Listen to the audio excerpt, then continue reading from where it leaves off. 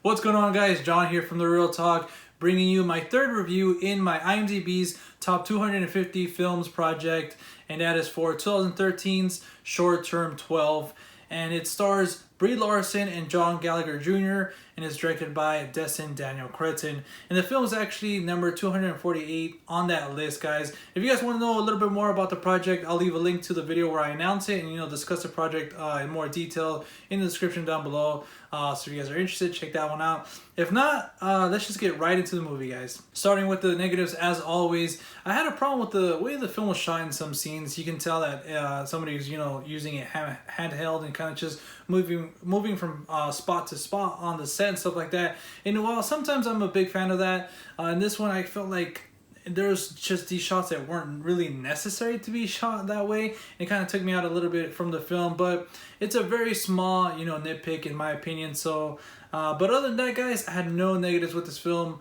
So let's get right to my positives. First and foremost, I have to mention the director, Destin Daniel Cretton. I feel like he did a phenomenal job in everything I'm about to say, with the casting, the acting, everything from the cinematography as well. For the most part, like I just said in my negatives, a little bit of the handheld stuff. But overall, I feel like he did a great job. I think this was his first film debut. I'm not quite sure on that because I know he made this based on his own short film that he made, but I feel like this is his first feature-length film with big Hollywood actors and stuff like that. So I had to mention him in the beginning. So like I said in the beginning, the cast includes Brie Larson and John Gallagher Jr., but also Rami Malek's in this. He comes out in Mr. Robot. And also two of the kids are Caitlin Dever and Lakeith Stanfield, which is, he came out in Get Out earlier this year, and I believe he's in Atlanta, but haven't seen that show.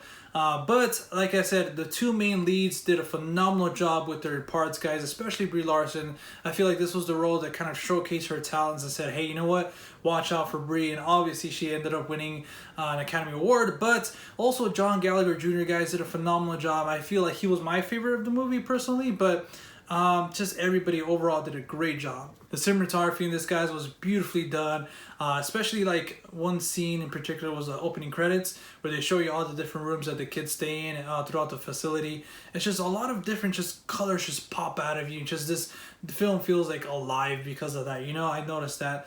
And also like a scene like this where they're just going throughout, like riding the bike throughout the neighborhood or something like that. It's just beautifully done, beautifully shot.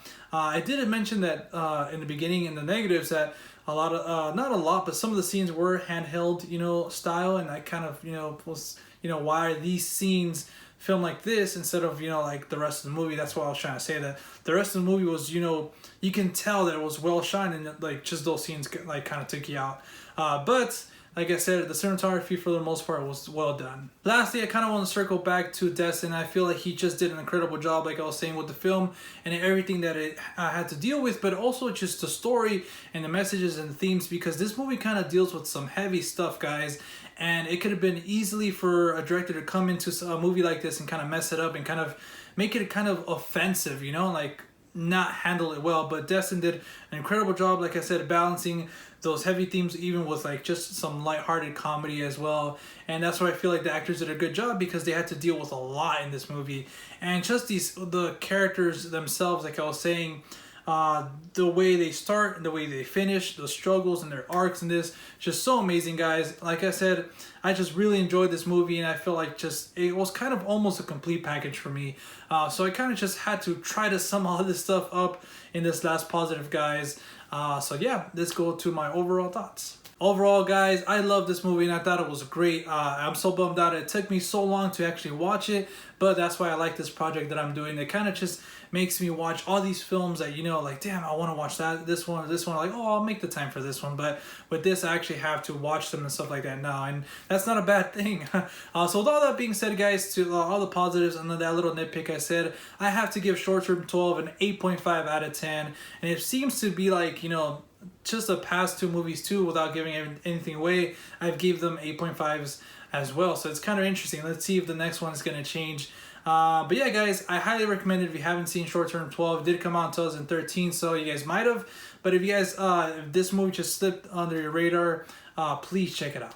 But if you have seen the film, let me know your thoughts on it in the comment section down below. And next week, guys, I'm going to be reviewing The Lost Weekend. I believe it's directed by Billy Wilder. It came out in 1945, so I'm excited for that. If you guys want to follow me outside of YouTube, you guys can on Instagram, Facebook, and Twitter at The Real Talk. Talk with 2 Ks.